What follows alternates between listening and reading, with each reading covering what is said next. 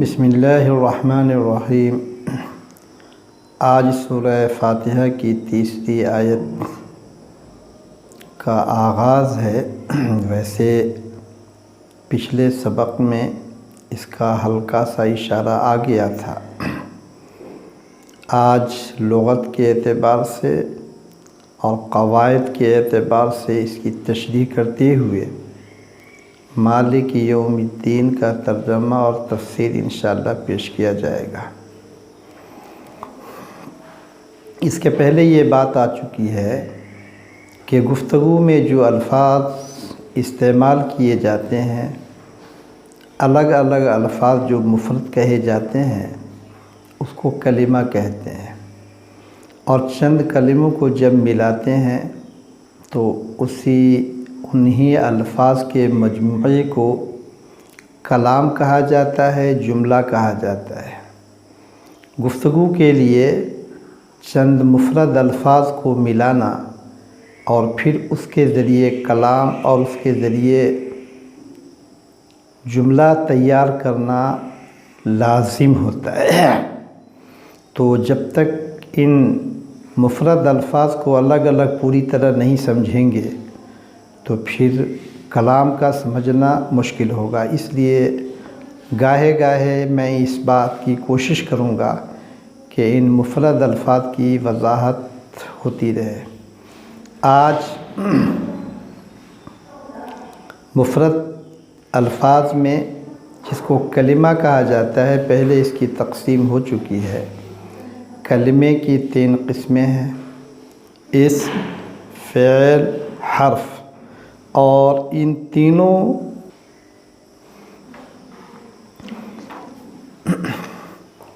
اسم کی تعریف گزر گئی ہے، اور اسی طرح فعل کی بھی تعریف گزری ہے، اور فعل کی تقسیم بھی ہو گئی ہے۔ انشاءاللہ مزید اس کی وضاحت آئندہ آئے گی۔ آج اسم کی مزید وضاحت کی جا رہی ہے۔ اسم کی ابتداءً 3 قسمیں ہیں۔ اسم کی ابتداءً 3 قسمیں ہیں: جامد، مصدر، مشتق۔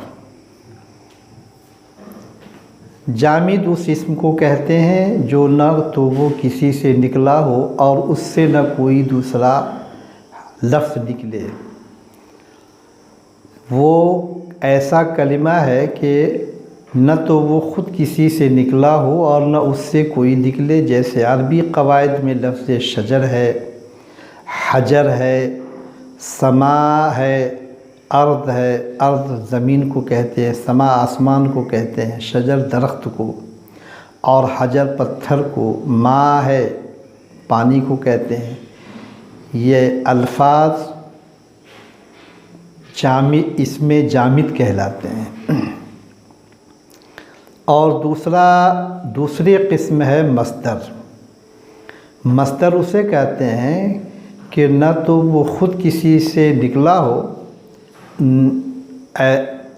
مصدر ایسے اسم کو کہتے ہیں، اس اسم کو کہتے ہیں جو خود تو کسی سے نکلا نہیں لیکن اس سے نکلتے ہیں، اس سے فعل نکلتے ہیں وغیرہ وغیرہ۔ تو اس کی بھی تفصیلی گفتگو آئندہ ہوگی۔ اور تیسری قسم ہے اسم مشتق۔ اسم مشتق اسے کہتے ہیں جو خود دوسرے سے نکلا ہو اور اس سے بھی کلمے نکلتے ہوں۔ تو اب یہاں پر مالکی جو یہ ایک لفظ ہے، یہ اسم مشتق کی ایک قسم ہے، اسم فاعل۔ اب اسم مشتق کی 7 قسمیں ہیں، ان 7 قسموں میں سے ایک ہے اسم فاعل۔ اسم فاعل جس کی طرف کام کی نسبت کی جائے، کی جائے اس کو تو فاعل کہتے ہیں، لیکن اسم فاعل کام کے کرنے والے کو کہتے ہیں، جس سے کام وجود میں آئے۔ اب یہاں پر یہ مالک اسم فاعل ہے، مالک یوم الدین۔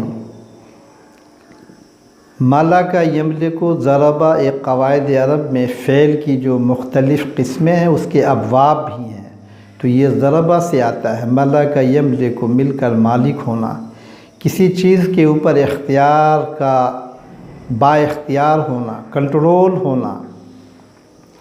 اب یہ مالک کیا چیز ہے، یہ لفظ اتنا عام ہے اردو زبان میں کہ اس کو سمجھنے میں دقت نہیں ہے، اس لیے اس کی زیادہ وضاحت کی ضرورت نہیں۔ یوم کے معنی دین کے آتے ہیں۔ یوم کہتے ہیں، یوں تو قواعد عرب میں نہار کے لیے استعمال کیا جاتا ہے۔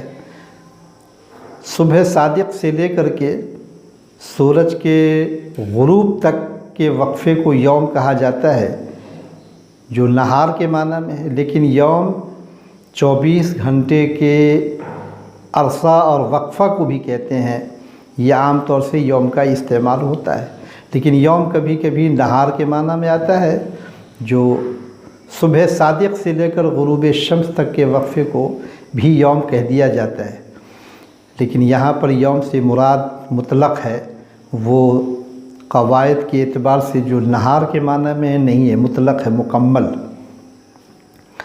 اب یہاں اللہ تعالیٰ سے جب بندہ عرض و معروض کرتا ہے، دعا کرتا ہے، اللہ سے تعالیٰ سے کچھ مانگتا ہے، تو سب سے پہلے وہ اللہ کی حمد کرتا ہے۔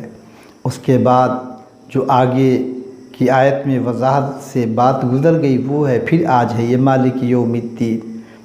تو اب یہ دین کے معنی آتے ہیں جزا اور بدلے کے۔ تو ترجمہ ہو گیا کہ جزا کے دن کا مالک ہے، بدلے کے دن کا مالک۔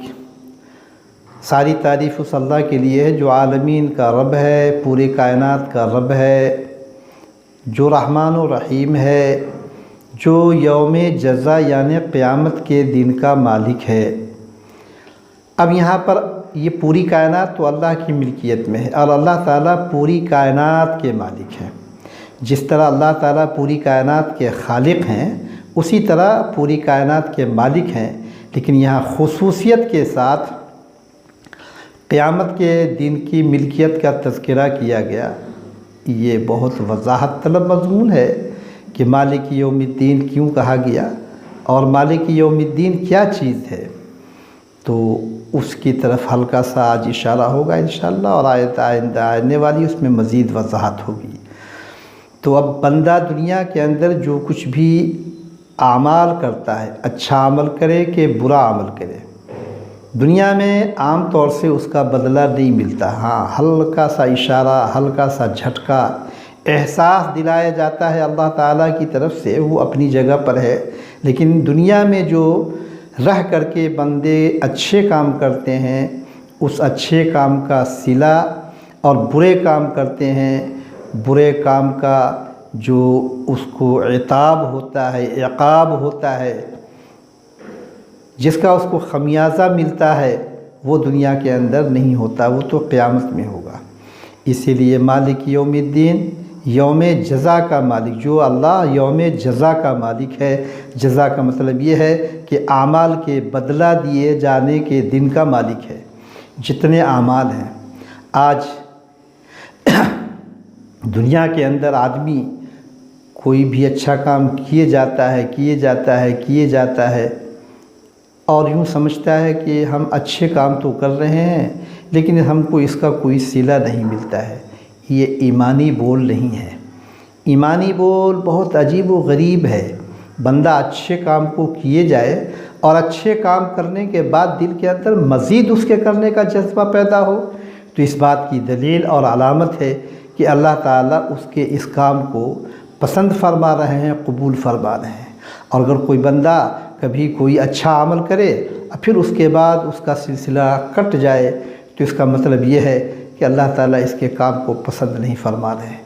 اسی لیے اپنے اعمال کو ٹھیک کرنا، اپنے اعمال کی اصلاح کرنا، درست کرنا، یہ بہت اہمیت رکھتا ہے۔ بہرحال مالک یوم الدین میں یہ ایک تو مالک یہ لفظ یہ اس میں مشتق ہے، اور یوم یہ اس میں جامد ہے، اور جزا یہ اس میں مصدر ہے۔ اتفاق سے یہ آج تینوں اسم اس کے اندر آ گئے ہیں۔ اور بعض قرات کے اندر ملک کا لفظ بھی آتا ہے۔ ملک کے معنی آتے ہیں بادشاہ کے۔ یوم جزا کا بادشاہ ہے کا مطلب یہ ہے کہ مالک اور ملک کے اندر بادشاہ اس کو کہتے ہیں جس کا اختیار بہت زیادہ ہو۔ اب یہ مالک کے اندر بھی اختیار کی طرف اشارہ ہوتا ہے، تو ملک کے اندر بھی بہت زیادہ مبالغہ ہے۔ بہرحال یہاں قرات مختلف تو نہیں پیش کرنا مقصود ہے، یہاں تو اس کی آیت کی تشریح مقصود ہے۔ تو یوم جزا کا مالک، اب یہ مالک ہونے کا مطلب یہ ہے کہ دنیا میں اللہ تعالیٰ نے بہت سارے بندوں کو بہت ساری چیزوں کا اختیار دے رکھا ہے۔ دنیا میں آدمی اپنے کام اور اپنی بہت ساری چیزوں کا اختیار رکھتا ہے، بہت ساری چیزوں کا وہ مالک ہے۔ زمین خریدتا ہے وہ زمین کا مالک ہے، درخت خریدتا ہے وہ درخت کا مالک ہے، کھانے پینے کی چیز کو خریدتا ہے وہ اس کا مالک ہے۔ تو اس طریقے سے دنیا میں بندے کو بھی ملکیت حاصل ہے، اور آخرت میں کوئی بندہ کسی چیز کا مالک نہیں، اصل مالک اللہ تعالیٰ ہے، اور اللہ تعالیٰ ہی بندے کو عطا فرمائیں گے۔ اور اس وقت میں ملکیت کا حال یہ ہے کہ بندہ اپنی زبان سے بھی بہت ساری باتوں کو نہیں بتا سکتا، نہیں پیش کر سکتا، اسے اس بات کا اختیار نہیں ہے۔ تو اب یہ مالک یوم الدین، قیامت کے دن جو بہت سارے بندے اچھے برے کام دنیا میں کیا ہوگا اس کو وہاں صلہ ملے گا، اور بہت ساری چیزیں دنیا کے اندر جو بندے کے ایک چیز اختیار میں تھی وہاں اس کا وہ اختیار سلب ہو جائے گا۔ بعض وقت میں تو ایسا ہوگا کہ آدمی وہاں اپنی زبان سے کسی چیز کو کہنا چاہے تو نہیں کہہ پائے گا۔ مثال کے طور پر قرآن کریم کے اندر یہ مضمون موجود ہے دوسری جگہ پر کہ جب بندہ اپنے غلط اعمال میں پھنسے گا تو اللہ کے حضور میں جھوٹ بولے گا، اللہ کے حضور کھڑے ہو کر کے بھی وہاں وہ غلط بیانی سے کام لے گا، جو انسان کی فطرت ہے۔ دنیا کے اندر بھی جب انسان دنیا والوں کے سامنے پھنستا ہے تو طرح طرح کی غلط گواہی دے کر کے اپنے آپ کو بچانے کی کوشش کرتا ہے، لیکن دنیا کے اندر تو وہ کبھی کبھی غلط بیانی سے اپنے آپ کو بچا بھی لیتا ہے، لیکن وہاں جب غلط بیانی پر آئے گا بندہ تو اللہ تبارک و تعالی اس کی زبان پہ مہر لگا دیں گے۔ الیوم نختم علی افواہہم وتکلمنا ایدیہم وتشہد ارجلہم، اللہ تعالیٰ نے فرمایا آج کے دن ہم اس کے زبان پر، اس کے منہ کے اوپر مہر لگا دیں گے، کیونکہ وہ غلط بیانی کی کوشش کر رہا ہے، غلط بات کو صحیح کر کے پیش کرنے کی کوشش کر رہا ہے۔ تو اب یہ زبان تو بند ہو جائے گی، اب جو جسم کے اعضاء ہیں، بندے نے کسی کام کو ہاتھ سے کیا، ہاتھ گواہی دے گا کہ ہاں یہ کام ہم سے کیا کروایا ہے اس نے۔ بعض کام بندے نے پاؤں سے کیا، پاؤں گواہی دے گا، یعنی جسم کے وہ تمام اعضاء گواہی دیں گے جن اعضاء سے اس نے اس غلط کام کو کیا تھا۔ تو اختیار سلب ہو گیا، زبان سے بولنے کا اختیار نہیں ہے۔ اس وقت میں بندہ اتنا زیادہ اپنے آپ کو بے بس پائے گا کہ یہ اپنی آنکھ کو بھی کہے گا، اپنے جسم کے دوسرے اعضاء کو بھی کہے گا، ارے تم ہمارے خلاف کیوں گواہی دے رہے ہو؟ تم ہمارے خلاف کیوں گواہی دے رہے ہو؟ لما شہدتم علینا۔ تو اس وقت میں یہ اعضاء جواب دیں گے، انطقنا اللہ الذی انطق کل شیء، اس اللہ نے ہمیں قوت گویائی عطا فرمائی ہے جس نے دیگر مخلوق کو قوت گویائی اللہ تعالیٰ نے عطا فرمائی ہے۔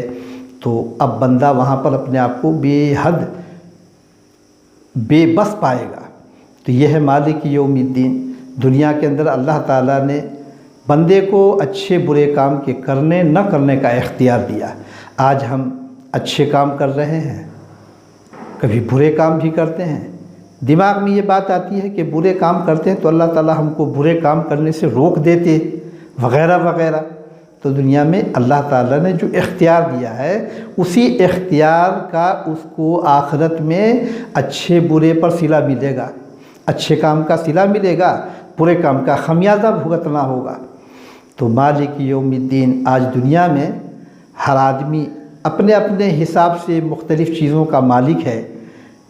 لیکن کل قیامت کے دن اپنی زبان سے بولنے کا بھی مالک نہیں ہوگا۔ اور بھی اس کے مضامین ہیں مختلف، اور مختلف جگہوں پر اور بھی وضاحت سے یہ مضمون آیا ہے، تو یہ مالک یوم الدین کی تشریح ہوگی انشاءاللہ۔ اللہ تبارک و تعالیٰ سے ہم لوگ دعا کریں کہ اللہ تعالیٰ ہم کو قرآنی آیات کو سمجھنے کی توفیق نصیب فرمائے۔